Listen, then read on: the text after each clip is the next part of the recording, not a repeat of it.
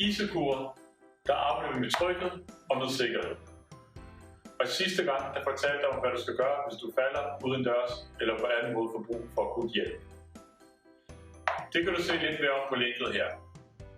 Men i dag, der skal det handle om noget helt andet. Nemlig om, hvad du gør, hvis du er derhjemme og pludselig falder.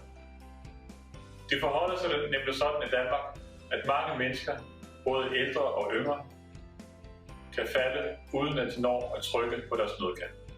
Det kan være i forbindelse med kronisk sygdom eller epilepsi.